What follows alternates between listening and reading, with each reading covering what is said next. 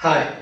We're going to talk about the Black's classification of dental caries. I will try to simplify it as much as I can to make sure it's easier for everyone to recall and remember the different classes. The Black's classification of dental caries is the most common or most known way dental offices and clinics distinguish or separate the dental decays from each other and classify them. As you can see, we have 6 classes. It's good to note that initially there were 5 classes, and then the 6th one was added later on, and class 6 is a very rare type of dental decay comparing to the other 5, but since it's a possibility, it was added later on. So the way we're going to approach this is I will try to separate the class 1 and class 2 together, class 3 and 4 together, and class 5 alone, and then class 6 we will talk about later since it's a rare type. Now the way I'm going to separate them now has exceptions, and I will talk about that later at the end of the video. But first, just to make everything simpler, we will approach it this way. So, the class 1 and class 2 are mostly, class 1 mostly and class 2 always found in our posterior teeth. Now again, like I said, class 1 has an exception. I'm going to draw a star here. Oh, it's not working. Let's try this one. Yeah, I'm going to draw a star here because of the exception. I'll also draw another purple star here, just so we know that these are the 2 things that we're going to talk about after we separate everything. So again, class 1 and class 2 are found on our posterior teeth. Class 3 and class 4, let me use a different color just so it's easier. Class 3 and 4 are found on our anterior teeth.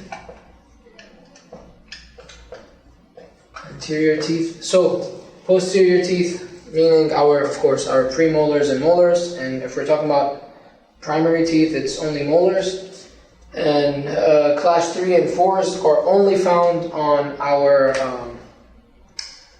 central incisors, laterals, and canines. And class 5 is on both. We find class 5s on anteriors and posterior teeth. It's just different in terms of the area it's in. Now, the way class 1 and 2 are distinguished from each other or separated in our posterior teeth is, to make it very simple, the interproximals is what makes the difference. Meaning, if I have an occlusal decay on any of my posterior teeth, if it's limited to the occlusal surface, it's a class 1. If it moves to our buccal or the lingual side, it's still a class 1. The only time we can classify a decay as a class 2 is if there are interproximals involved, meaning the distal or the mesial surfaces in our posterior teeth. So if we have, for example, we say MOD, mesio-occlusal distal decay, that is a class 2 because we have the mesial and the occlusal involved. Now if it's just a mesial decay, just a distal decay, it's still a class 2. But if it's occlusal buccal or buccal occlusal or lingual occlusal, that would still be a class 1. If I have the buccal, the occlusal, and the distal involved, it's a class 2 because the distal is involved. So basically, this is how these 2 are distinguished from each other. I'm just going to write M and or D, meaning if we have mesial and distal, or mesial or distal involved, it's a class 2. Other than that, if we're talking about the buccal, occlusal, and lingual, even if it's just buccal or just lingual and not occlusal, that would still be a class 1. So for class 1, I'm going to write buccal, occlusal, and lingual. Okay. Again, like I said, there is an exception to class 1, and we will talk about that later. Other than that, just remember, when we talk about posterior teeth, this is how we separate class 1 and 2. Now we're going to move to class 3 and class 4. Now the way class 3 and 4 are distinguished or separated from each other is a little different. So it's different comparing to how we separated those two. So let me make some space here. Just to explain, I'm going to revisit a little bit on the divisions of a crown. So since we're talking about anterior teeth, I'm going to draw a central incisor. Now, excuse my drawing, let's ignore the crown. Let's ignore the root completely, and let's focus on the crown. The crown is divided into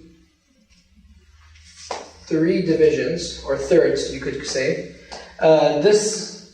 This third, which involves our incisal edge. Remember, our anterior teeth don't have occlusal surfaces like our posterior teeth.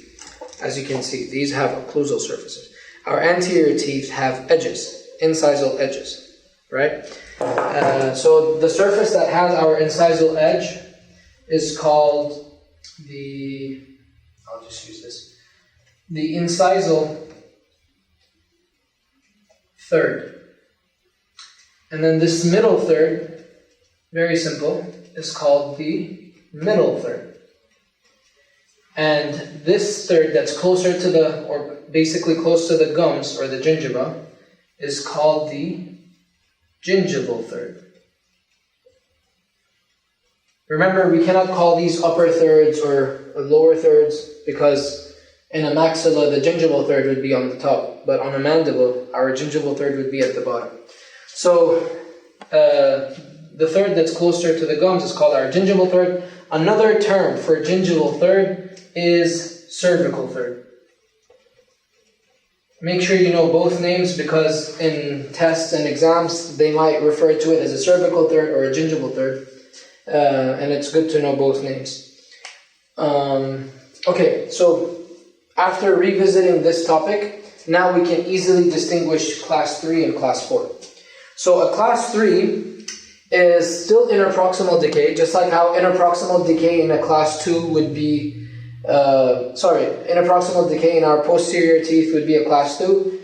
Interproximal decay in our anterior teeth would be a class 3. But as long as it is, let me draw another color. As long as it's limited to the middle third, so if it's only in the middle third, this is a class 3, basically. Here. Class 3. Okay? So when we say class 3, we have to say mesial or distal. For class 4, if this decay extends to the incisal third or the incisal edge, then it's no longer a class 3, and this becomes a class 4. Oh, and just remember, we write these in Roman numerals, all the classes. So, if it's involving the incisal edge or the incisal third, it becomes a class 4 and no longer a class 3, mostly the edge. Now, we can have a class 4 without it being interproximal, mesial or distal. So if we have it, let's say an incisal edge decay in the center here, this would still be a class 4. We would just say class 4 and we wouldn't say mesial or distal. But when it comes to a class 3, we have to say mesial or distal because our only choices are it being interproximal in the middle third. So this is how we separate class 3 and 4 together, and then class 5. Before I move to class 5, I'll just show it over here as well. So when we say class 3, we are talking about decay here, here, in the interproximals, in the middle third. Now if we have the incisal edge involved, it becomes a class 4, and that means distal class 4, mesial class 4, or just a class 4 in the center. Just wanted to show that, and So now moving to class 5, like I said, we have both, meaning it could be on our anterior teeth or posterior teeth. Now what makes a decay a class 5 is having decay in our gingival third. So if we have decay in our gingival third, this becomes a class 5. Okay, now this means anywhere, any gingival third. So any posterior teeth that has decay on the gingival third would be a class 5. Any anterior tooth that has decay on the gingival third would also be a class 5. Now, this could be buccal or lingual.